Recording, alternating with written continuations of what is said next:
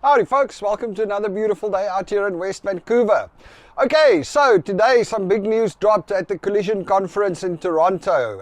Immigration Minister Sean Fraser dropped a few new programs specifically aimed at tech workers to come to Canada. And it's, there's some really interesting ones. One of the first ones is the Digital Nomad program. So what he said is that they will allow people that work for companies outside of Canada, even if they're tech workers. So even if you work for a company outside of Canada and you can work online or digitally and you're a digital nomad, you can get a 6-month work permit in Canada. So you can come live here and work from here, even though you're working for a tech company somewhere else in the world.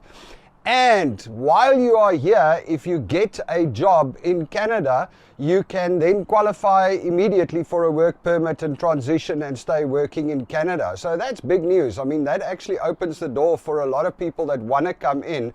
They haven't given out the exact details of how it's going to work and what the criteria is for it, but that is an opportunity. And they actually didn't cap it. They said they're not going to put a number on it. They're just going to see at the demand and play it as it goes. So that's really interesting. So if you're a tech worker and you can do your job remotely, you can now get a 6-month work permit to come and work in Canada. Look, it's still, I guess, a big jump because you've got to have faith. I mean, you're just going to give up wherever you are to move to Canada for 6 months. It's not a cheap place to move to. So I'm thinking about some of the tech guys in South Africa. It's not a cheap move to make, but it is an opportunity to get your feet here and while you are here to find yourself a job. They really are looking for tech workers. The other thing that they announced is that they are also going to speed up a program that they started a while ago that's focused on tech workers to bring tech workers in, but it was plagued by delays. So it's always been a problem with the processing delays. I mean, that's one of the biggest things. Say I've got a company here and I want to hire somebody, an engineer or a project manager or somebody in tech, and I find somebody in South Africa, but I need somebody now. I don't need somebody in 7 or 8 months when they finally processed the freaking paperwork and gave him a visa to come in. You need somebody quick. So they actually committed, Sean Fraser committed that from now on in that specific program for tech workers, they're going to try and cut down visa processing times to 2 weeks. What did he say? Our companies need to be able to access the talent when they need the talent. So in other words, if you get a job, if you apply for a job here under that program and as a tech worker, and the company offers you the job, they will process your visa or your work permit within 2 weeks. I mean, that's phenomenal. Also to be seen first if they manage to get that right, because, we've seen what the processing times are around here. And then the last thing they did is they are opening to the H1B Visa holders from the US. Because, we all know that in the US there's a lot of tech jobs, a lot of people are being let go and there's a lot of people, especially there's lots of stories about people on the H1B visas, the tech visas that came into the US and now they are being let go or retrenched and now they have to leave or their visa expires and problems like that.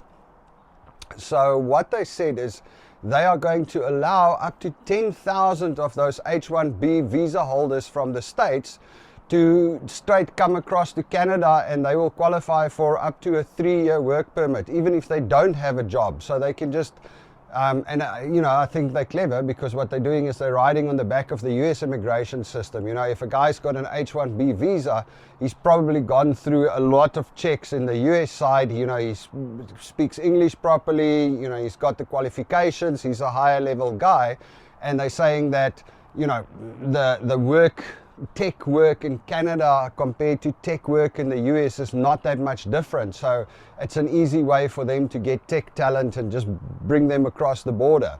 They are capping that at 10,000 though, but it is one of those things. So interesting thing how they're trying to move in on this whole tech system. And those H1B guys, if they come over, their spouses will get an open work permit.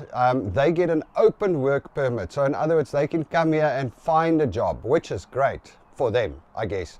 I'm not an H1B Visa holder, so it's not going to mean anything to me. But it has opened a pathway for a lot of new people. I mean, Canada is really upping its immigration pathway. They're really bringing in a lot of more people. It's I think this last year they brought in almost 900,000 people. So they're pushing very, very hard. But then, of course, doesn't mean that it's easy to come in, because there's obviously also a lot of people that want to come to Canada. Anyway, folks, so that's it. The big news in immigration today. If you're a tech worker, there's new opportunities for you to come to Canada on a work permit.